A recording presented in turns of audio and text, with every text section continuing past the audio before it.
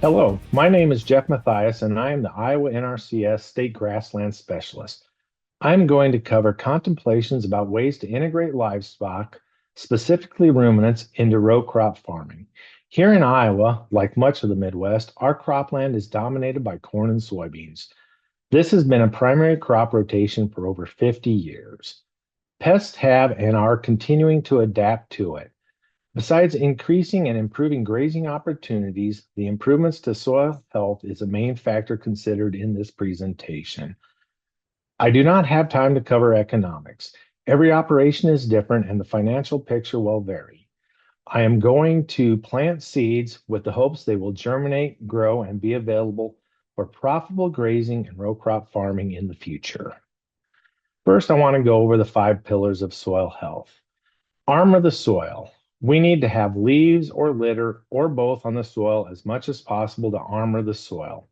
As grazers, we all know that the best armor is perennial species.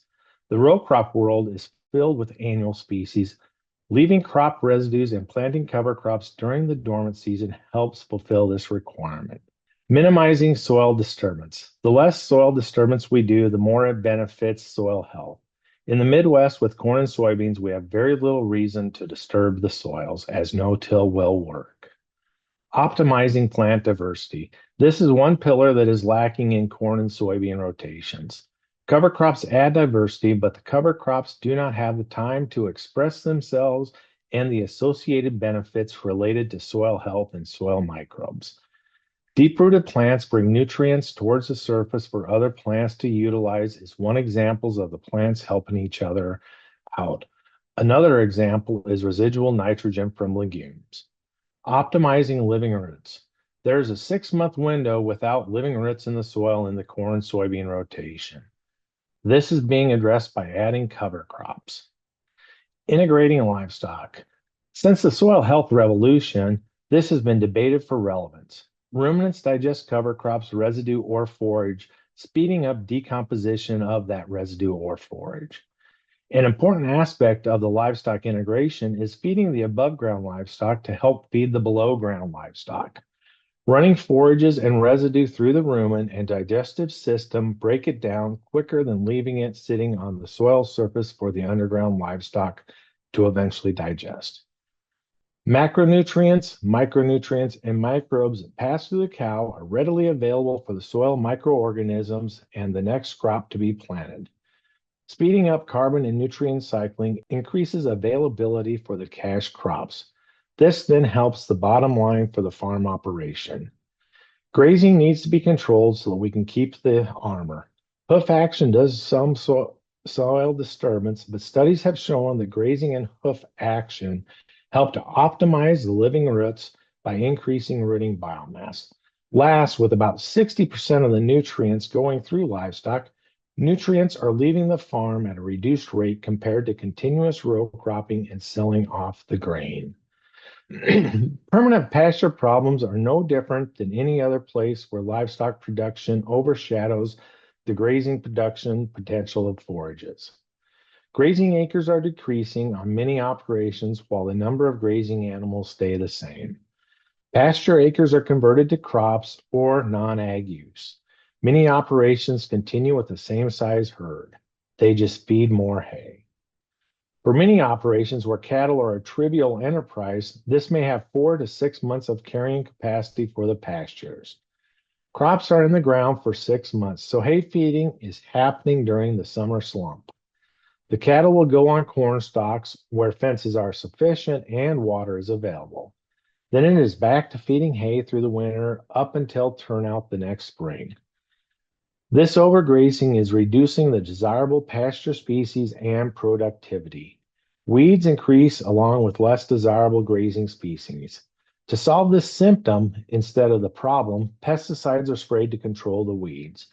The herd needs to be reduced to the carrying capacity of the pasture, or, as I'm suggesting, add more grazing acres. Another problem on permanent pastures is optimal forage production is not being achieved. This is a twofold problem. First, overgrazing reduces the ability of the plants to respond and regrow adequately after grazing events. And the lack of soil testing adds to this problem. Many pastures are low in at least one primary nutrient, along with the pH not being at the optimal levels for the forage species. Working towards solutions to pasture problems, the first step is calculating the shortfall of the current forage system to determine how much cropland is needed to be converted for a given year. Iowa State University researched forage quality and quantity from annual forages and has a great publication estimating production and quality based on different seeding and harvest dates of many forages. The first attempts at increasing grazing acres to help permanent pastures is by grazing winter annual cover crops in April and early May. Typically, calves will be on the ground at this time, and having them on green forages instead of in lots leads to healthier animals. This helps the perennial pastures by allowing them to reach adequate heights before initiating grazing. The next typical shortfall of available forages on perennial pastures happens during the summer slump. Grazing or haying winter annuals in April and May, then planting summer annuals allows this grazing on the same ground. One advantage of setting this up correctly is the summer annual forages can be grazed into autumn. This allows the slumping perennial pastures adequate time for regrowth. Also, there is a potential opportunity to be used as a winter stockpile forage. I have mentioned some suggestions for diversifying the cropping rotation with annual forages, and here are some thoughts for the integration process. The cover crops during the dormant season is the easiest and first one for interested producers to attempt. Adding some fall grazing to corn stalks with some species interseeded or flown onto the corn crop before harvest works well. Seeding winter annual grasses gives some spring grazing before planting the crop the next year.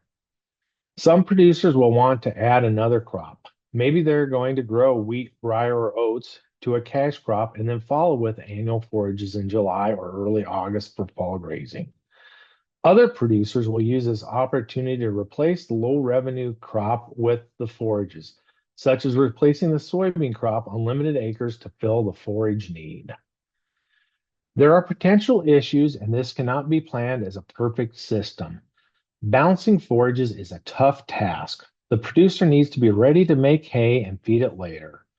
Another issue is that Mother Nature does not always cooperate. There will be droughts, floods, heat waves, cold snaps, and untimely rains. This will reduce the forage being produced and can have a major impact when attempting timely plantings of the annual forages. Retaining ownership of calves, potentially keeping them through yearlings or finishing, can use the excess forage when planting conservatively. To conclude this presentation, every operation will need to be evaluated for their specific situation. This will provide an opportunity to diversify the income stream or for the next generation to join the farm. It can also reduce the acres needing planted or harvested at the same time, with less acres to the major row crops. It will require less fertilizer or nutrient inputs over the long term. This will require working with multiple specialists, conservation professionals, grazing experts, forage specialists, agronomists, and seed suppliers to optimize the plan for each operation. Most situations will require fence improvements and livestock watering systems to be installed. This is just a brief view of the potential for integrating the fifth pillar of soil health by integrating livestock into row crop farming. Thank you.